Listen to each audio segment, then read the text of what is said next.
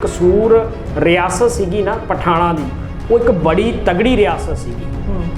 वो बहुत वड्डी रियासत सीगी जिन्हों अफगान ते मुगल दोनों ही हरा नहीं सके सीगे। सिखां ने फैसला लिया असी आपस दे विच बहस करन दी बजाए या फैसला करन दी बजाए क्यों ना गुरु ग्रंथ साहब की हजूरी दे विच जाके फैसला करिए, उत्थों हुक्मनामा लईए। हुक्मनामा लैके असी जो भी साडे गुरु का जिहड़ा हुक्म होऊगा ते जो भी साडा गुरु सानू हुक्म करेगा असी वो फैसला लवांगे ते उस फैसले के मुताबिक कसूर दे उत्ते चढ़ाई की जाएगी।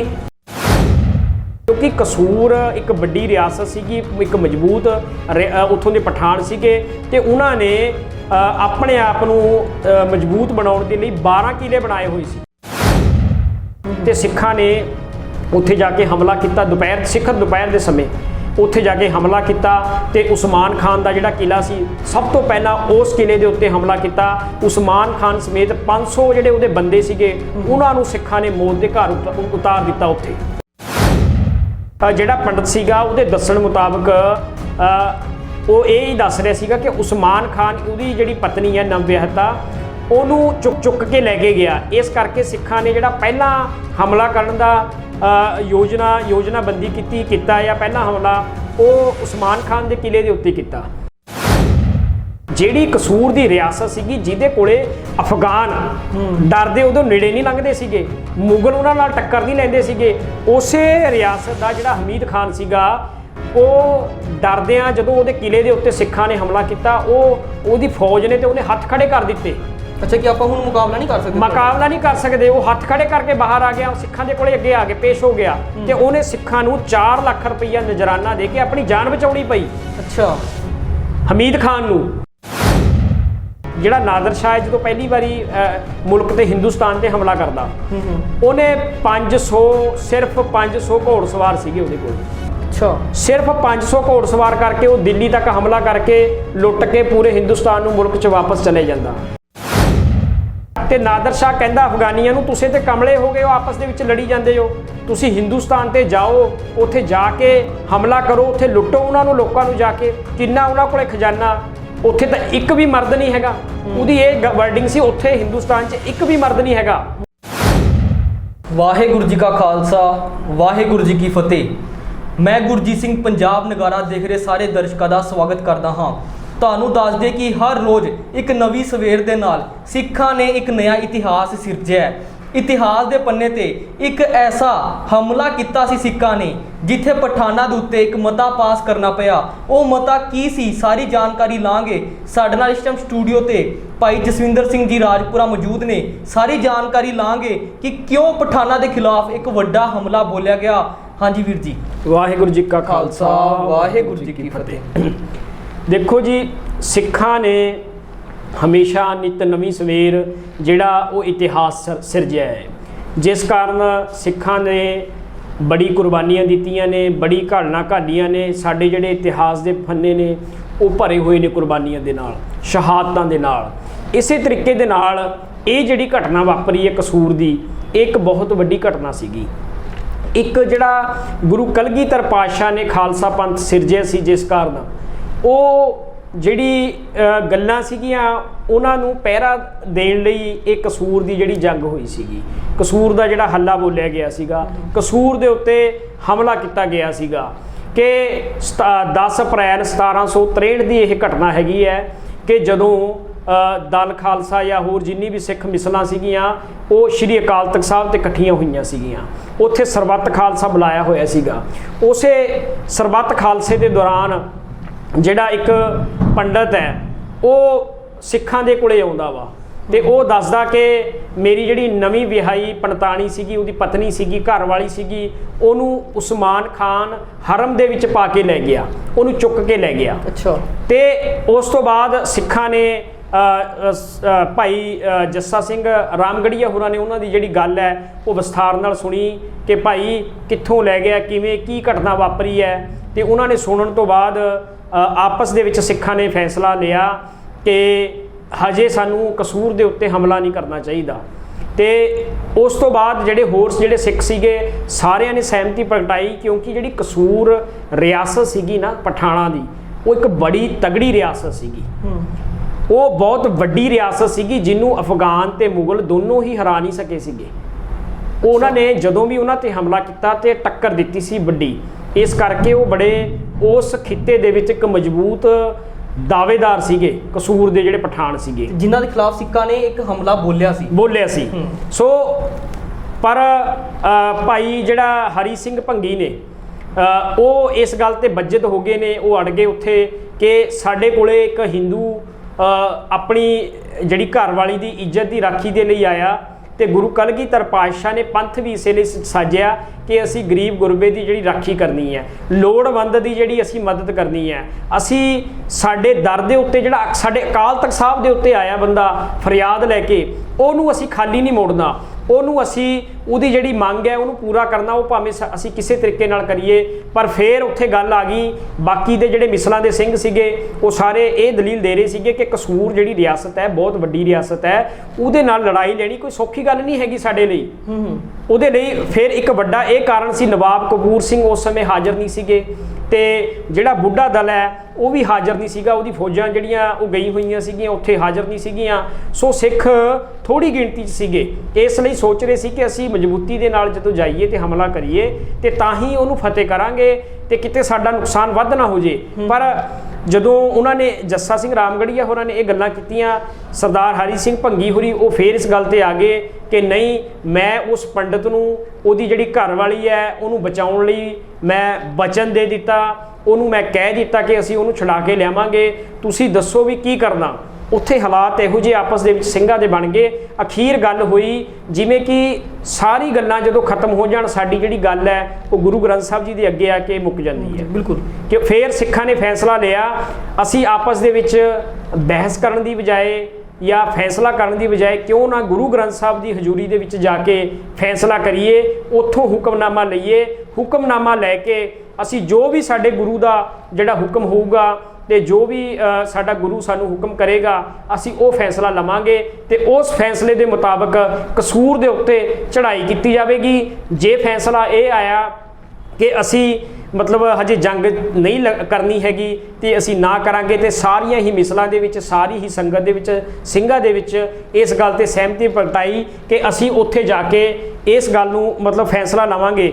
ਤੇ ਉੱਥੇ ਗੁਰੂ ਗ੍ਰੰਥ ਸਾਹਿਬ ਦੀ ਹਜ਼ੂਰੀ ਦੇ ਵਿੱਚ ਜਾ ਕੇ ਜਦੋਂ ਸੰਗਤਾਂ ਨੇ ਅਕਾਲ ਤਖਤ ਸਾਹਿਬ ਦੇ ਉੱਤੇ ਹੁਕਮਨਾਮਾ ਲਿਆ ਤੇ ਉੱਥੇ ਜਿਹੜਾ ਹੁਕਮਨਾਮਾ ਆਇਆ 1193 ਅੰਕ 'ਚੋਂ ਹੁਕਮਨਾਮਾ ਸਾਹਿਬ ਆਇਆ, ਬਸੰਤ ਕੀ ਬਾਰ ਮਹੱਲਾ ਪੰਜਵਾਂ, ਹਰ ਕਾ ਨਾਮ ਧਿਆਏ ਗੈ ਹੋ ਹਰਿਆ ਭਾਈ, ਕਰਮ ਲਿਖਨ ਤੈ ਪਾਈਐ ਇਹ ਰੁੱਤ ਸੁਹਾਈ, ਵਣ ਤ੍ਰਿਣ ਤ੍ਰਿਭਵਨ ਮੌਲਿਆ ਅੰਮ੍ਰਿਤ ਫਲ ਪਾਈ, ਮਿਲ ਸਾਧੂ ਸੁਖ ਊਪਜੈ ਲੱਥੀ ਸਭ ਛਾਈ, ਨਾਨਕ ਸਿਮਰੈ ਏਕ ਨਾਮ ਫਿਰ ਬਹੁੜ ਨਾ ਧਾਈ, ਪੰਜੇ ਬੱਧੇ ਮਹਾਵਲੀ ਕਰ ਸੱਚਾ ਢੋਆ, ਆਪਣੇ ਚਰਨ ਜਪਾਇਨ ਵਿੱਚ ਦਇਆ ਖੜੋਆ, ਰੋਗ ਸੋਗ ਸਭ ਮਿਟ ਗਏ ਨਿਤ ਨਵਾਂ ਰੋਆ। ਸੋ ਇਹ ਗੁਰੂ ਗ੍ਰੰਥ ਸਾਹਿਬ ਜੀ ਚੋਂ 1193 ਅੰਕ ਤੇ ਜਦੋਂ ਹੁਕਮਨਾਮਾ ਆਉਂਦਾ ਵਾ ਤੇ ਸਿੰਘਾਂ ਨੇ ਉਸ ਤੋਂ ਬਾਅਦ ਜਿਹੜੇ ਜਕਾਰੇ ਉਹ ਛੱਡਣੇ ਸ਼ੁਰੂ ਕਰ ਦਿੱਤੇ, ਕਿਉਂਕਿ ਹੁਕਮਨਾਮੇ ਤੋਂ ਮਤਲਬ ਸਮਝ ਆਉਂਦੀ ਹੈ, ਉਹ ਕਲੀਅਰ ਹੁੰਦਾ ਕਿ ਸਿੱਖਾਂ ਨੂੰ ਉਸ ਪੰਡਤਾਣੀ ਨੂੰ ਬਚਾ ਕੇ ਲਿਆਉਣ ਦਾ ਗੁਰੂ ਸਾਹਿਬ ਹੁਕਮ ਕਰ ਰਹੇ ਨੇ। ਜਿਸ ਤੋਂ ਬਾਅਦ ਸਿੱਖਾਂ ਨੇ ਫੈਸਲਾ ਲਿਆ ਕਿ ਹੁਣ ਕਸੂਰ ਦੇ ਉੱਤੇ ਹਮਲਾ ਕਰਾਂਗੇ, ਭਾਵੇਂ ਸਾਡਾ ਨੁਕਸਾਨ ਹੋਵੇ ਜਾਂ ਫਤਿਹ ਹੋਵੇ, ਉਹ ਹੁਣ ਸਾਡੇ ਗੁਰੂ ਦਾ ਹੁਕਮ ਹੈ। ਸੋ ਸਿੱਖਾਂ ਨੇ ਫੈਸਲਾ ਕਰ ਲਿਆ ਕਿ ਅਸੀਂ ਕਸੂਰ ਦੇ ਉੱਤੇ ਹਮਲਾ ਕਰਾਂਗੇ। ਕਸੂਰ ਤੇ ਹਮਲਾ ਕਰਨ ਤੋਂ ਪਹਿਲਾਂ ਸਿੱਖਾਂ ਨੇ ਇੱਕ ਆਪਣੀ ਵਿਸ਼ੇਸ਼ ਟੀਮ ਸੀਗੀ, ਉਹ ਪਹਿਲਾਂ ਭੇਜੀ ਕਸੂਰ ਦੇ ਵਿੱਚ, ਜਿਹੜੀ ਉੱਥੋਂ ਦਾ ਨਿਰੀਖਣ ਕਰ ਰਹੀ ਸੀ ਕਿ ਕਿੱਥੇ ਕਿੱਥੇ ਉਹਨਾਂ ਦੀ ਫੌਜਾਂ ਬੈਠੀਆਂ ਨੇ, ਕਿੱਥੇ ਉਹਨਾਂ ਦੇ ਜਿਹੜੇ ਬੰਦੇ ਲੁਕੇ ਹੋਏ ਨੇ, ਕਿੱਥੇ ਸਾਹਮਣੇ ਨੇ। ਪੂਰੀ CID ਉੱਥੇ ਦੀ ਜਿਹੜੀ ਦੇਖਣ ਗਏ ਸੀਗੇ। ਹਾਂ, ਇਹ ਤੁਸੀਂ ਕਹਿ ਸਕਦੇ ਹੋ ਕਿ ਸਿੱਖਾਂ ਨੇ ਪਹਿਲਾਂ ਜਾ ਕੇ CID ਕੀਤੀ ਕੁਝ ਸਮਾਂ ਪਹਿਲਾਂ, ਤੇ ਕੀ ਉੱਥੇ ਦੀ ਜਿਹੜੀ ਘਟਨਾਕ੍ਰਮ ਹੈਗਾ ਸਾਰਾ ਉਹ ਉਹਨੂੰ ਜਾਂਚਿਆ ਉਹਨਾਂ ਨੇ ਸਿੱਖਾਂ ਨੇ। ਉਹਨੂੰ ਦੇਖਣ ਤੋਂ ਬਾਅਦ ਸਿੱਖਾਂ ਨੂੰ ਜਿਹੜਾ ਉੱਥੋਂ ਸੁਨੇਹਾ ਆਇਆ ਕਿ ਜਿਹੜੇ ਕਸੂਰ ਦੇ ਪਠਾਨ ਨੇ ਉਹ ਆਰਾਮ ਦੇ ਨਾਲ ਗਰਮੀਆਂ 'ਚ ਆਪਣੇ ਕਿਲਿਆਂ 'ਚ ਸੁੱਤੇ ਹੋਏ ਨੇ, ਉਹ ਵੜੇ ਹੋਏ ਨੇ, ਉਹਨਾਂ ਨੂੰ ਜੰਗ ਦਾ ਕੋਈ ਇੱਥੇ ਕਿਸੇ ਨੂੰ ਕੋਈ ਖਬਰ ਨਹੀਂ ਕਿ ਕੋਈ ਇੱਥੇ ਚੜ੍ਹਾਈ ਕਰ ਸਕਦਾ, ਕਿਤੇ ਕੋਈ ਹਮਲਾ ਕਰਨ ਦੀ ਨੀਤੀ ਬਣਾ ਰਿਹਾ, ਕੋਈ ਆ ਰਹੀ ਹੈ ਕੋਈ ਫੌਜ, ਕੋਈ ਇਸ ਦੀ ਇਤਲਾਹ ਨਹੀਂ ਸੀ। ਕਿਉਂਕਿ ਕਸੂਰ ਇੱਕ ਵੱਡੀ ਰਿਆਸਤ ਸੀਗੀ, ਇੱਕ ਮਜ਼ਬੂਤ ਉੱਥੋਂ ਦੇ ਪਠਾਨ ਸੀਗੇ ਤੇ ਉਹਨਾਂ ਨੇ ਆਪਣੇ ਆਪ ਨੂੰ ਮਜ਼ਬੂਤ ਬਣਾਉਣ ਦੇ ਲਈ 12 ਕਿਲੇ ਬਣਾਏ ਹੋਏ ਸੀ। ਆਪਣੇ ਆਸ-ਪਾਸ ਦਰਿਏ 'ਚ ਆਪਣੇ ਬਚਾਅ ਵਾਸਤੇ, ਬਚਾਅ ਦੇ ਲਈ ਇੱਕ ਵੱਡੀ ਗੱਲ ਸੀਗੀ। ਬਹੁਤ ਘੱਟ ਹਕੂਮਤਾਂ ਹੁੰਦੀਆਂ ਨੇ ਜਿਹੜੀ ਆਪਣੇ ਬਚਾਅ ਦੇ ਲਈ ਇੰਨੇ ਕਿਲੇ ਬਣਾਉਂਦੀਆਂ ਨੇ। ਉਹਨਾਂ ਨੇ ਆਪਣੇ ਬਚਾਅ ਦੇ ਲਈ 12 ਕਿਲੇ ਬਣਾਏ ਹੋਏ ਸੀਗੇ। ਸੋ ਸਿੱਖਾਂ ਨੇ ਫੈਸਲਾ ਕੀਤਾ ਤੇ ਉੱਥੋਂ ਜਿਹੜੀ CID ਸਿੱਖਾਂ ਨੂੰ ਮਿਲੀ, ਜਿਹੜੇ ਸਿੰਘ ਭੇਜੇ ਸੀ ਪਹਿਲਾਂ, ਕਿ ਤੁਸੀਂ ਦੁਪਹਿਰ ਦੇ ਸਮੇਂ ਹਮਲਾ ਕਰਨਾ ਚਾਹੀਦਾ ਸਾਨੂੰ। ਉਸ ਸਮੇਂ ਸਿਖਰ ਦੁਪਹਿਰਾ ਸੀਗਾ, ਗਰਮੀ ਸੀਗੀ। ਉਸ ਸਮੇਂ ਜਿਹੜੇ ਉੱਥੋਂ ਦੇ ਪਠਾਨ ਨੇ ਉਹ ਆਪਣੇ ਤਹਿਖਾਨਿਆਂ ਦੇ ਵਿੱਚ ਵੜੇ ਰਹਿੰਦੇ ਨੇ, ਸੁੱਤੇ ਰਹਿੰਦੇ ਨੇ, ਉਹ ਅਯਾਸ਼ੀਆਂ ਕਰਦੇ ਨੇ। ਉਹਨਾਂ ਨੂੰ ਹਮਲੇ ਬਾਰੇ ਕੋਈ ਗੱਲਬਾਤ ਨਹੀਂ ਹੈਗੀ ਇਸ ਸਮੇਂ। ਤੇ ਸਿੱਖਾਂ ਨੇ ਉੱਥੇ ਜਾ ਕੇ ਹਮਲਾ ਕੀਤਾ ਸਿਖਰ ਦੁਪਹਿਰ ਦੇ ਸਮੇਂ ਉੱਥੇ ਜਾ ਕੇ ਹਮਲਾ ਕੀਤਾ। ਤੇ ਉਸਮਾਨ ਖਾਨ ਦਾ ਜਿਹੜਾ ਕਿਲਾ ਸੀ, ਸਭ ਤੋਂ ਪਹਿਲਾਂ ਉਸ ਕਿਲੇ ਦੇ ਉੱਤੇ ਹਮਲਾ ਕੀਤਾ। ਉਸਮਾਨ ਖਾਨ ਸਮੇਤ 500 ਜਿਹੜੇ ਉਹਦੇ ਬੰਦੇ ਸੀਗੇ, ਉਹਨਾਂ ਨੂੰ ਸਿੱਖਾਂ ਨੇ ਮੌਤ ਦੇ ਘਰ ਉਤਾਰ ਦਿੱਤਾ ਉੱਥੇ। ਅੱਛਾ, ਮੌਕੇ ਤੇ ਉਧਰ ਦੇ ਜਿਹੜੇ ਸੂਬੇ ਜਿਹੜਾ ਰਾਜਾ ਸੀ ਉਹਨੂੰ ਮੌਕੇ ਦੇ ਉੱਤੇ ਉਹਨੂੰ ਮਾਰ ਦਿਆ, ਜਿਹੜਾ ਉਹਨਾਂ ਦਾ ਆਗੂ ਸੀ ਉਸਮਾਨ ਖਾਨ। ਤੇ ਉਸ ਤੋਂ ਬਾਅਦ ਜਿਹੜਾ ਦੂਜਾ ਕਿਲਾ ਸੀਗਾ, ਉਸਮਾਨ ਖਾਨ ਜਦੋਂ ਮਾਰਿਆ, ਉਸਮਾਨ ਖਾਨ ਨੂੰ ਮਾਰਨ ਤੋਂ ਬਾਅਦ ਜਿਹੜੀ ਪੰਡਤਾਣੀ ਸੀਗੀ ਉਹਨੂੰ ਛਡਾ ਲਿਆ ਸਿੱਖਾਂ ਨੇ ਉਹਨਾਂ ਦੇ ਕਬਜ਼ੇ ਚੋਂ। ਕਿਉਂਕਿ ਜਿਹੜਾ ਪੰਡਤ ਸੀਗਾ ਉਹਦੇ ਦੱਸਣ ਮੁਤਾਬਕ ਉਹ ਇਹ ਹੀ ਦੱਸ ਰਿਹਾ ਸੀਗਾ ਕਿ ਉਸਮਾਨ ਖਾਨ ਉਹਦੀ ਜਿਹੜੀ ਪਤਨੀ ਹੈ ਨਵਵਿਆਹਤਾ, ਉਹਨੂੰ ਚੁੱਕ ਕੇ ਲੈ ਕੇ ਗਿਆ। ਇਸ ਕਰਕੇ ਸਿੱਖਾਂ ਨੇ ਜਿਹੜਾ ਪਹਿਲਾਂ ਹਮਲਾ ਕਰਨ ਦਾ ਯੋਜਨਾਬੰਦੀ ਕੀਤਾ ਜਾਂ ਪਹਿਲਾ ਹਮਲਾ ਉਹ ਉਸਮਾਨ ਖਾਨ ਦੇ ਕਿਲੇ ਦੇ ਉੱਤੇ ਕੀਤਾ। ਜਿਸ ਤੋਂ ਬਾਅਦ ਉਸਮਾਨ ਖਾਨ ਨੂੰ ਮੌਤ ਦੇ ਘਾਟ ਸਿੱਖਾਂ ਨੇ ਉਤਾਰਤਿਆ। ਜਿਹੜੀ ਪੰਡਤਾਣੀ ਸੀਗੀ ਉਹਨੂੰ ਛਡਾ ਲਿਆ, ਪਰ ਕੱਲਾ ਛਡਾ ਲਿਆ ਨਹੀਂ, ਉਸ ਤੋਂ ਬਾਅਦ ਵੀ ਜਿਹੜੇ ਬਾਕੀ ਕਿਲੇ ਦੇ ਜਿਹੜੇ ਅੰਦਰ ਬੈਠੇ ਪਠਾਨ ਸੀਗੇ ਉਹ ਵੀ ਸਿੱਖਾਂ ਤੇ ਹਮਲੇ ਕਰ ਸਕਦੇ ਸੀ। ਇਸ ਕਰਕੇ ਨੇ ਸਿੱਖਾਂ ਨੇ ਪਹਿਲਾਂ ਤੋਂ ਯੋਜਨਾ ਬਣਾਈ ਸੀ, ਅਸੀਂ ਇੱਕ ਇੱਕ ਕਰਕੇ 12 ਹੀ ਕਿਲਿਆਂ ਦੇ ਉੱਤੇ ਹਮਲਾ ਕਰਨਾ। ਅੱਛਾ, ਮਤਲਬ ਸਾਰੇ ਕਿਲੇ ਧਰਸਤ ਕਰਨੇ ਉਸ ਟਾਈਮ ਤੇ? ਹਾਂ, ਕਿ ਸਾਰੇ ਹੀ ਕਿਲਿਆਂ ਦੇ ਉੱਤੇ ਅਸੀਂ ਹਮਲਾ ਕਰਨਾ। ਸਾਰੇ ਹੀ ਕਿਲਿਆਂ 'ਚੋਂ ਜਿਹੜੇ ਪਠਾਨ ਉਹਨਾਂ ਦੇ ਯੋਧੇ ਨੇ ਜਾਂ ਉਹਨਾਂ ਦੇ ਆਗੂ ਨੇ ਉਹਨਾਂ ਨੂੰ ਅਸੀਂ ਕਤਲ ਕਰਨਾ, ਜਾਂ ਕੀ ਅੱਗੇ ਉਹਨਾਂ ਦੀ ਜਿਹੜਾ ਫੈਸਲਾ ਕੁੰਨ ਲੜਾਈ ਕਿੱਧਰ ਨੂੰ ਜਾਂਦੀ ਹੈ। ਸੋ ਉਸ ਤੋਂ ਬਾਅਦ ਸਿੱਖਾਂ ਨੇ ਹਮੀਦ ਖਾਨ ਦੇ ਉੱਤੇ ਹਮਲਾ ਕੀਤਾ। ਹਮੀਦ ਖਾਨ ਨੇ ਡਰਦਿਆਂ ਜਿਹੜੀ ਕਸੂਰ ਰਿਆਸਤ ਦੀ, ਦੇਖੋ ਇੱਕ ਸਿੱਖ ਇਤਿਹਾਸ ਹੈ ਇਹ, ਜਿਹੜੀ ਕਸੂਰ ਦੀ ਰਿਆਸਤ ਸੀਗੀ ਜਿਹਦੇ ਕੋਲੇ ਅਫਗਾਨ ਡਰਦੇ ਉਦੋਂ ਨੇੜੇ ਨਹੀਂ ਲੰਘਦੇ ਸੀਗੇ, ਮੁਗਲ ਉਹਨਾਂ ਨਾਲ ਟੱਕਰ ਨਹੀਂ ਲੈਂਦੇ ਸੀਗੇ, ਉਸੇ ਰਿਆਸਤ ਦਾ ਜਿਹੜਾ ਹਮੀਦ ਖਾਨ ਸੀਗਾ ਉਹ ਡਰਦਿਆਂ ਜਦੋਂ ਉਹਦੇ ਕਿਲੇ ਦੇ ਉੱਤੇ ਸਿੱਖਾਂ ਨੇ ਹਮਲਾ ਕੀਤਾ, ਉਹਦੀ ਫੌਜ ਨੇ ਤੇ ਉਹਨੇ ਹੱਥ ਖੜੇ ਕਰ ਦਿੱਤੇ।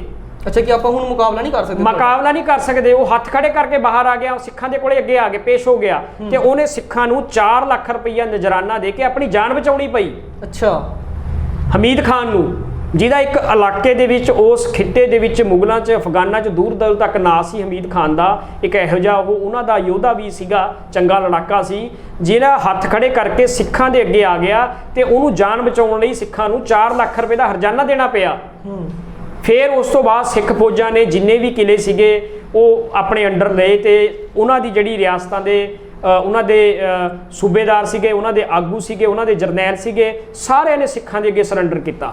ਫਿਰ ਉਸ ਤੋਂ ਬਾਅਦ ਸਿੱਖਾਂ ਨੇ ਉਹ ਫਤਿਹ ਕਰਨ ਤੋਂ ਬਾਅਦ ਕਸੂਰ ਦਾ ਮੋਰਚਾ ਗੁਰੂ ਗ੍ਰੰਥ ਸਾਹਿਬ ਜੀ ਅੱਗੇ ਅਕਾਲ ਤਖਤ ਸਾਹਿਬ ਤੇ ਅਰਦਾਸ ਕੀਤੀ, ਗੁਰੂ ਦਾ ਸ਼ੁਕਰਾਨਾ ਕੀਤਾ। ਤੇ ਜਿਹੜੀ ਪੰਡਤਾਣੀ ਨੂੰ ਚੁੱਕ ਕੇ ਲੈ ਗਿਆ ਸੀਗਾ ਉਸਮਾਨ ਖਾਨ, ਉਹ ਪੰਡਤਾਣੀ ਹੈ ਜਿਹੜੀ ਉਸ ਬ੍ਰਾਹਮਣ ਦੇ ਹਵਾਲੇ ਕੀਤੀ ਹੈ ਕਿ ਅਸੀਂ ਜਿਹੜੀ ਇਹ ਪੰਡਤਾਣੀ ਦੀ ਜਿਹੜੀ ਅੱਜ ਗੁਰੂ ਅੱਗੇ ਅਰਦਾਸ ਕੀਤੇ, ਬੇਨਤੀ ਕੀਤੀ ਕਿ ਅਸੀਂ ਰੱਖਿਆ ਕਰਕੇ ਗੁਰੂ ਦੇ ਹੁਕਮ ਮੁਤਾਬਕ ਇਹ ਪੰਡਤਾਣੀ ਨੂੰ ਅਸੀਂ ਉਸ ਪੰਡਤ ਦੇ ਹਵਾਲੇ ਕੀਤਾ ਜਿਹਦੀ ਉਹ ਚੁੱਕ ਕੇ ਲੈ ਗਈ ਸੀ। ਸਿੱਖਾਂ ਦੇ ਇਹੋ ਜਿਹੇ ਬੜੇ ਹੀ ਕਾਰਨਾਮੇ ਨੇ, ਬੜੇ ਹੀ ਸਿੱਖਾਂ ਨੇ ਮੋਰਚੇ ਫਤਿਹ ਕੀਤੇ ਨੇ ਕਿ ਜਦੋਂ ਸਿੱਖਾਂ ਨੇ ਬਹੂ ਬੇਟੀਆਂ ਦੀ ਜਿਹੜੀ ਇੱਜ਼ਤ ਬਚਾਈ ਹੈ। ਜਿਹੜਾ ਇਹਦੇ ਨਾਲ ਮੈਂ ਇੱਕ ਹੋਰ ਵੀ ਜਿਹੜਾ ਵਾਕਿਆ ਤੁਹਾਡੇ ਨਾਲ ਘਟਨਾਕ੍ਰਮ ਮੈਂ ਸਾਂਝਾ ਕਰਨਾ ਚਾਹਾਂਗਾ। ਸਿੱਖਾਂ ਦੇ ਕੋਲੇ ਇੱਕ ਹੋਰ ਜਿਹੜਾ ਹਿੰਦੂਆਂ ਦਾ ਬਹੁਤ ਵੱਡਾ ਇੱਕ ਗਰੁੱਪ ਆਇਆ ਸੀਗਾ, ਉਹਦਾ ਕਹਿਣਾ ਸੀਗਾ ਕਿ ਜਿਹੜਾ ਅਬਦਾਲੀ ਹੈ ਉਹਨਾਂ ਦੀ ਜਿਹੜੀ ਬਹੂ ਬੇਟੀਆਂ ਨੂੰ ਲੁੱਟ ਕੇ ਲਿਜਾ ਰਿਹਾ। ਅੱਛਾ, ਤੇ ਉਸ ਤੋਂ ਬਾਅਦ ਉਹਨਾਂ ਨੇ ਸਿੱਖਾਂ ਨੇ ਉੱਥੇ ਮਤਾ ਪਾਸ ਕੀਤਾ ਕਿ ਅਸੀਂ ਜਿਹੜਾ ਅਬਦਾਲੀ ਹੈ ਉਹ ਤੋਂ ਵੀ ਜਿਹੜੀ ਉਹਨਾਂ ਦੀ ਬਹੂ ਬੇਟੀਆਂ ਨੇ ਉਹਨਾਂ ਤੋਂ ਜਿਹੜੀ ਰੱਖਿਆ ਕਰਨੀ ਹੈਗੀ ਹੈ ਸਿੱਖਾਂ ਦੀ।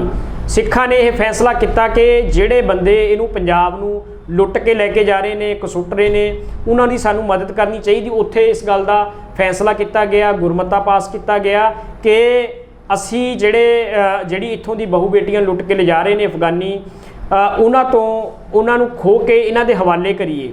ਠੀਕ ਹੈ। ਤੇ ਫਿਰ ਸਿੱਖਾਂ ਨੇ ਅਬਦਾਲੀ ਦੀ ਜਿਹੜੀ ਫੌਜ ਜਾਰੀ ਸੀ ਉਹਦੇ ਉੱਤੇ ਹਮਲਾ ਕੀਤਾ। ਠੀਕ ਹੈ। ਹਮਲਾ ਕਰਨ ਤੇ ਉਹਨਾਂ ਨੇ 2200 ਹਿੰਦੂਆਂ ਦੀਆਂ ਜਿਹੜੀਆਂ ਕੁੜੀਆਂ ਨੇ ਉਹ ਛੜਾਈਆਂ ਤੇ ਉਹਨਾਂ ਤੋਂ ਜਿਹੜਾ ਉਹਨਾਂ ਦੇ ਕੋਲੇ ਹਥਿਆਰ ਸੀਗੇ ਜਾਂ ਮੁਲਕ ਦਾ ਜਿਹੜਾ ਖਜ਼ਾਨਾ ਸੀਗਾ ਉਹ ਲੁੱਟ ਕੇ ਲੈ ਕੇ ਜਾ ਰਹੇ ਸੀਗੇ, ਉਹ ਖੋਇਆ। ਸੋ ਮਤਲਬ ਇਹ ਦੋ ਘਟਨਾਵਾਂ ਨੇ ਜਿਹੜੀਆਂ ਅਕਾਲ ਤਖਤ ਸਾਹਿਬ ਦੇ ਉੱਤੇ ਸਿੱਖਾਂ ਨੇ ਅਰਦਾਸ ਕਰਕੇ ਤੇ ਉਹ ਫਤਿਹ ਕੀਤੇ ਕਿ ਜਿਹੜੀ ਹਿੰਦੂਆਂ ਦੀ ਜਿਹੜੀ ਬਹੂ ਬੇਟੀਆਂ ਦੀ ਗੱਲ ਅਸੀਂ ਬਾਰ-ਬਾਰ ਕਹਿੰਦੇ ਨੇ ਜਾਂ ਤੁਸੀਂ ਵੀ ਕੀਤੀ ਸੀ, ਉਹ ਘਟਨਾ ਹੈ ਕੀ ਹੈ? ਉਹ ਇਹ ਘਟਨਾਵਾਂ ਸੀਗੀਆਂ। ਇੱਕ ਤਾਂ 2200 ਕੁੜੀਆਂ ਸਿੱਖਾਂ ਨੇ ਛਡਾਈਆਂ ਨੇ, ਜਿਹੜੀ ਸਿੱਖ ਮਿਸਲਾਂ ਸੀਗੀਆਂ ਸਾਡੀਆਂ। ਹਿੰਦੂਆਂ ਦੀ ਜਿਹੜੀ ਧਰਮ ਜਬਰਨ ਜਿਹੜਾ ਪਰਿਵਰਤਿਤ ਕਰਨਾ ਸੀ ਉਹਨਾਂ ਦਾ ਨਹੀਂ, ਇੱਕ ਤਾਂ ਜਿਹੜਾ ਧਰਮ ਹੈ ਉਹ ਤਬਦੀਲ ਕੀਤਾ ਜਾ ਰਿਹਾ ਸੀ। ਕੱਲਾ ਤਬਦੀਲ ਹੀ ਨਹੀਂ, ਉੱਤੋਂ ਜਿਹੜੀ ਇਹਨਾਂ ਦੀ ਜਿਹੜੀ ਮੁਗਲਾਂ ਦੇ ਅਨੁਸਾਰ ਜਿਹੜੀ ਇਹਨਾਂ ਨੂੰ ਖੂਬਸੂਰਤ ਔਰਤਾਂ ਲੱਗਦੀਆਂ ਸੀਗੀਆਂ ਹਿੰਦੂਆਂ ਦੀਆਂ, ਉਹਨਾਂ ਨੂੰ ਚੁੱਕ ਕੇ ਅਫਗਾਨਿਸਤਾਨ ਦੇ ਵਿੱਚ ਅਫਗਾਨ 'ਚ ਲੈ ਕੇ ਚਲੇ ਜਾਂਦੇ ਸੀਗੇ। ਅੱਛਾ। ਸੋ ਜਿਹੜੇ ਹਿੰਦੂ ਲੋਕ ਸੀਗੇ ਉਹ ਕੁਛ ਕਰ ਨਹੀਂ ਪਾਉਂਦੇ ਸੀਗੇ। ਇੱਥੋਂ ਤੱਕ ਕਿ ਜਦੋਂ ਮੈਂ ਤੁਹਾਨੂੰ ਦੱਸਣਾ ਚਾਹੁੰਦਾ, ਜਿਹੜਾ ਨਾਦਰ ਸ਼ਾਹ ਜਦੋਂ ਪਹਿਲੀ ਵਾਰੀ ਮੁਲਕ ਤੇ ਹਿੰਦੁਸਤਾਨ ਤੇ ਹਮਲਾ ਕਰਦਾ, ਉਹਨੇ 500 ਸਿਰਫ 500 ਘੋੜਸਵਾਰ ਸੀਗੇ ਉਹਦੇ ਕੋਲੇ। ਅੱਛਾ। ਸਿਰਫ 500 ਘੋੜਸਵਾਰ ਕਰਕੇ ਉਹ ਦਿੱਲੀ ਤੱਕ ਹਮਲਾ ਕਰਕੇ ਲੁੱਟ ਕੇ ਪੂਰੇ ਹਿੰਦੁਸਤਾਨ ਨੂੰ ਮੁਲਕ 'ਚ ਵਾਪਸ ਚਲੇ ਜਾਂਦਾ। ਵਾਪਸ ਜਾ ਕੇ ਉੱਥੇ ਉਹਦੇ ਲੋਕ ਦੇਖਦੇ ਨੇ ਕਿ ਇੰਨਾ ਕੁਛ ਪਤਾ ਨਹੀਂ ਕਿੱਥੋਂ ਲੁੱਟ ਕੇ ਲੈ ਕੇ ਆਇਆ ਇਹ ਅਬਦਾਲੀ ਆਪਣਾ ਨਾਦਰ ਸ਼ਾਹ। ਸੋ ਉਹਨਾਂ ਨੇ ਪੁੱਛਿਆ ਤੇ ਨਾਦਰ ਸ਼ਾਹ ਕਹਿੰਦਾ ਅਫਗਾਨੀਆਂ ਨੂੰ, ਤੁਸੀਂ ਤੇ ਕਮਲੇ ਹੋ ਗਏ ਹੋ, ਆਪਸ ਦੇ ਵਿੱਚ ਲੜੀ ਜਾਂਦੇ ਹੋ, ਤੁਸੀਂ ਹਿੰਦੁਸਤਾਨ ਤੇ ਜਾਓ, ਉੱਥੇ ਜਾ ਕੇ ਹਮਲਾ ਕਰੋ, ਉੱਥੇ ਲੁੱਟੋ ਉਹਨਾਂ ਨੂੰ, ਲੋਕਾਂ ਨੂੰ ਜਾ ਕੇ। ਕਿੰਨਾ ਉਹਨਾਂ ਕੋਲੇ ਖਜ਼ਾਨਾ, ਉੱਥੇ ਤਾਂ ਇੱਕ ਵੀ ਮਰਦ ਨਹੀਂ ਹੈਗਾ। ਉਹਦੀ ਇਹ ਵਰਡਿੰਗ ਸੀ, ਉੱਥੇ ਹਿੰਦੁਸਤਾਨ 'ਚ ਇੱਕ ਵੀ ਮਰਦ ਨਹੀਂ ਹੈਗਾ ਜਿਹੜਾ ਸਾਡਾ ਮੁਕਾਬਲਾ ਕਰ ਸਕੇ। ਸੋ ਉਹਨਾਂ ਸਮੇਂ ਦੇ ਅੰਦਰ ਗੁਰੂ ਦਾ ਜਿਹੜਾ ਖਾਲਸਾ ਮਰਦ ਅਗੰਮੜਾ, ਜਿਹੜਾ ਗੁਰੂ ਸਾਹਿਬ ਗੁਰੂ ਕਲਗੀਧਰ ਪਾਤਸ਼ਾਹ ਲਈ ਸ਼ਬਦ ਵਰਤੇ ਨੇ, ਉਹਨਾਂ ਨੇ ਇੱਕ ਚੰਗਾ ਮਤਲਬ ਨਰੋਇਆ ਮਰਦ ਹੈ ਜਿਹੜਾ ਟੱਕਰ ਲੈਣ ਵਾਲਾ ਗੁਰੂ ਦੀ ਕਿਰਪਾ ਦੇ ਨਾਲ ਉਹ ਪੈਦਾ ਕਰ ਦਿੱਤਾ ਸੀ, ਤੇ ਉਹਨੇ ਟੱਕਰ ਵੀ ਲਈ। ਅੱਛਾ ਜੀ। ਜੀ। ਤੇ ਇਹ ਸਾਰਾ ਇਤਿਹਾਸ ਸੀਗਾ ਜਿਹੜੇ ਪਠਾਨਾਂ ਦੇ ਖਿਲਾਫ ਹਮਲਾ ਬੋਲਿਆ ਗਿਆ ਸੀਗਾ। ਬਿਲਕੁਲ ਜੀ, ਇਹ ਅੱਜ ਦਾ ਇਤਿਹਾਸ ਹੈ ਕਿ ਜਿਹੜੀ ਕਸੂਰ ਦੀ ਜਿਹੜੀ ਜੰਗ ਹੋਈ ਹੈ ਉਹਦੇ ਬਾਰੇ ਮੈਂ ਜ਼ਿਕਰ ਕੀਤਾ, ਤੇ ਨਾਲ ਹੀ 2200 ਜਿਹੜੀ ਕੁੜੀਆਂ ਨੇ ਹਿੰਦੂਆਂ ਦੀਆਂ ਛਡਾ ਕੇ ਸਿੱਖਾਂ ਨੇ ਉਹ ਵਾਪਸ ਕੀਤੀਆਂ, ਉਹਨਾਂ ਨੂੰ ਘਰੋਂ ਘਰੀ ਪਹੁੰਚਾਇਆ। ਇੱਕ ਹੋਰ ਵੀ ਇਤਿਹਾਸ 'ਚ ਘਟਨਾ ਮਿਲਦੀ ਹੈ ਕਿ ਸਿੱਖਾਂ ਨੇ ਜਿਹੜੀ ਕੁੜੀਆਂ ਹਿੰਦੂਆਂ ਦੀ ਛਡਾ ਕੇ ਉਹਨਾਂ ਨੂੰ ਵਾਪਸ ਦਿੱਤੀਆਂ, ਉਹਨਾਂ 'ਚੋਂ ਬਹੁਤੇ ਪਰਿਵਾਰਾਂ ਨੇ ਹਿੰਦੂਆਂ ਦੇ ਨੇ ਕੁੜੀਆਂ ਨੂੰ ਲੈਣ ਤੋਂ ਮਨਾ ਕਰ ਦਿੱਤਾ ਕਿ ਅਸੀਂ ਇਹਨਾਂ ਨੂੰ ਨਹੀਂ ਲੈਣਾ। ਤੇ ਫਿਰ ਉਸ ਦੌਰਾਨ ਫਿਰ ਉਹਨਾਂ ਨੂੰ ਸਿੱਖਾਂ ਨੇ ਸ਼ਰਨ ਦਿੱਤੀ? ਨਹੀਂ, ਉਹ ਸ਼ਰਨ ਵੀ ਦਿੱਤੀ, ਉਹਨਾਂ ਨੂੰ ਵਸਾਇਆ ਵੀ। ਉਹਦਾ ਕਾਰਨ ਇਹ ਸੀ ਕਿ ਹਿੰਦੂ ਲੋਕ ਜਿਹੜੇ ਸੀਗੇ ਉਸ ਸਮੇਂ ਉਹ ਡਰਦੇ ਇਸ ਕਰਕੇ ਨਹੀਂ ਕੁੜੀਆਂ ਨੂੰ ਲੈ ਰਹੇ ਸੀ ਕਿ ਦੁਬਾਰਾ ਕਿਤੇ ਅਬਦਾਲੀ ਆ ਗਿਆ ਤੇ ਸਾਨੂੰ ਕਤਲ ਨਾ ਕਰ ਦੇਵੇ। ਅੱਛਾ। ਇੰਨਾ ਜ਼ਿਆਦਾ ਖੌਫ ਸੀ ਇਹਨਾਂ ਲੋਕਾਂ ਦੇ ਵਿੱਚ, ਜਿਹੜੇ ਅੱਜ ਸਾਡੀ ਬਹੂ ਬੇਟੀਆਂ ਨੂੰ, ਜਿਨ੍ਹਾਂ ਨੇ ਦਿੱਲੀ ਦੇ ਵਿੱਚ ਸਾਡੇ ਨਾਲ ਬੁਰਾ ਸਲੂਕ ਕੀਤਾ, ਜਿਨ੍ਹਾਂ ਦੀ ਅਸੀਂ ਬਹੂ ਬੇਟੀਆਂ ਬਚਾਈਆਂ ਨੇ, ਉਹ ਲੋਕ ਹੀ ਸਾਡੇ ਨਾਲ ਅੱਜ ਮਾੜਾ ਸਲੂਕ ਕਰ ਰਹੇ ਨੇ। ਇੱਕ ਪੱਖ ਇਹ ਵੀ ਸਾਡੇ ਸਾਹਮਣੇ ਆ ਰਿਹਾ। ਸੋ ਸਿੱਖਾਂ ਦੇ ਜਿਹੜੇ ਇਤਿਹਾਸ ਹੈ ਉਹ ਨਿਰੰਤਰ ਜਾਰੀ ਰਹਿਣਗੇ। ਬਹੁਤ ਵੱਡੇ ਪੱਧਰ ਦੇ ਉੱਤੇ ਸਿੱਖਾਂ ਦੇ ਵੱਡੇ ਮੋਰਚੇ ਫਤਿਹ ਕੀਤੇ ਹੋਏ ਨੇ। ਉਹ ਤੁਹਾਡੇ ਨਾਲ ਜਦੋਂ ਤੁਸੀਂ ਸਾਨੂੰ ਸੱਦੋਗੇ ਆਪਣੇ ਸਟੂਡੀਓ ਦੇ ਵਿੱਚ, ਅਸੀਂ ਤੁਹਾਡੇ ਕੋਲੇ ਲੈ ਕੇ ਉਹਨੂੰ ਹਾਜ਼ਰ ਹੋਵਾਂਗੇ। ਠੀਕ ਹੈ ਜੀ। ਸੋ ਇਹ ਸੀਗੇ ਸਾਡੇ ਨਾਲ ਜਸਵਿੰਦਰ ਸਿੰਘ ਰਾਜਪੁਰਾ ਜੀ, ਜਿਨ੍ਹਾਂ ਨੇ ਦੱਸਿਆ ਕਿ ਕਸੂਰ ਦੇ ਪਠਾਨਾਂ ਤੇ ਇੱਕ ਵੱਡਾ ਹਮਲਾ ਬੋਲਿਆ ਗਿਆ ਸੀ ਅਕਾਲ ਤਖਤ ਸਾਹਿਬ ਤੋਂ ਗੁਰੂ ਗ੍ਰੰਥ ਸਾਹਿਬ ਮਹਾਰਾਜ ਜੀ ਤੋਂ ਇਜਾਜ਼ਤ ਲੈ ਕੇ, ਤੇ ਉਹ ਕਿਸ ਤਰ੍ਹਾਂ 12 ਕਿਲੇ ਜਿੱਥੇ ਪੂਰੀ ਤਰੀਕੇ ਨਾਲ ਨਾਕਾਬੰਦੀ ਕੀਤੀ ਗਈ ਸੀ, ਉਹਨਾਂ ਨੂੰ ਢਾਹ ਢੇਰੀ ਕਰਕੇ ਉਹ ਹਿੰਦੂਆਂ ਦੀ ਜਿਹੜੀ ਕੁੜੀਆਂ ਸੀ, ਉਹਨਾਂ ਦੀ ਮਾਵਾਂ ਧੀਆਂ ਸੀ, ਉਹਨਾਂ ਨੂੰ ਬਚਾਇਆ ਗਿਆ। ਸੋ ਅੱਜ ਦੇ ਤੁਸੀਂ ਹਾਲਾਤ ਦੇਖ ਲਓ, ਉਹ ਵੀ ਉਹ ਦਿਨ ਸੀਗਾ ਜਦੋਂ ਸਿੱਖ ਇੱਕ ਦੂਸਰਿਆਂ ਦੇ ਲਈ ਮਾਰ ਮਿਟਣ ਲਈ ਤਿਆਰ ਰਹਿੰਦੇ ਸੀ, ਪਰ ਅੱਜ ਸਿੱਖਾਂ ਨਾਲ ਸਾਡੇ ਭਾਰਤ ਦੇਸ਼ 'ਚ ਕੀ ਹੋ ਰਿਹਾ ਹੈ ਕਿ ਸਾਡੀ ਹਿਦਾਇਤਾਂ ਨੂੰ ਦਬਾਇਆ ਜਾ ਰਿਹਾ ਹੈ। ਸੋ ਤੁਸੀਂ ਇਸ ਇਤਿਹਾਸ ਤੋਂ ਅਨੁਮਾਨ ਲਗਾ ਸਕਦੇ ਹੋ ਕਿ ਅਸੀਂ ਲੋਕਾਂ ਨੇ ਬਾਕੀ ਧਰਮਾਂ ਦੀ ਰੱਖਿਆ ਹੇਤ ਕਿੰਨੀ ਕੁਰਬਾਨੀਆਂ ਦਿੱਤੀਆਂ, ਤੇ ਅੱਜ ਸਾਡੇ ਨਾਲ ਭਾਰਤ ਦੇ ਵਿੱਚ ਕਿੰਨਾ ਕੁਝ ਹੋ ਰਿਹਾ ਹੈ। ਸੋ ਅਸੀਂ ਮਿਲਾਂਗੇ ਅਗਲੀ ਵੀਡੀਓ ਦੇ ਵਿੱਚ ਇੱਕ ਨਵੇਂ ਇਤਿਹਾਸ ਦੇ ਨਾਲ। ਸਾਡੀ ਵੀਡੀਓ ਲਾਈਕ ਸਬਸਕ੍ਰਾਈਬ ਕਰਨਾ ਨਾ ਭੁੱਲਣਾ, ਤੇ ਚੈਨਲ ਨੂੰ ਸਬਸਕ੍ਰਾਈਬ ਕਰ ਲੈਣਾ ਤਾਂ ਕਿ ਸਿੱਖ ਪੰਥ ਦੇ ਨਾਲ ਜੁੜਿਆ ਕੋਈ ਵੀ ਇਤਿਹਾਸ ਤੁਹਾਨੂੰ ਸਭ ਤੋਂ ਪਹਿਲਾਂ ਮਿਲ ਸਕੇ। ਸੋ ਹੁਣ ਮੈਨੂੰ ਤੋਂ ਗੁਰਜੀਤ ਸਿੰਘ ਨੂੰ ਇਜਾਜ਼ਤ, ਮਿਲਦੇ ਹਾਂ ਅਗਲੇ ਸ਼ੋਅ ਦੇ ਵਿੱਚ। ਵਾਹਿਗੁਰੂ ਜੀ ਕਾ ਖਾਲਸਾ, ਵਾਹਿਗੁਰੂ ਜੀ ਕੀ ਫਤਿਹ।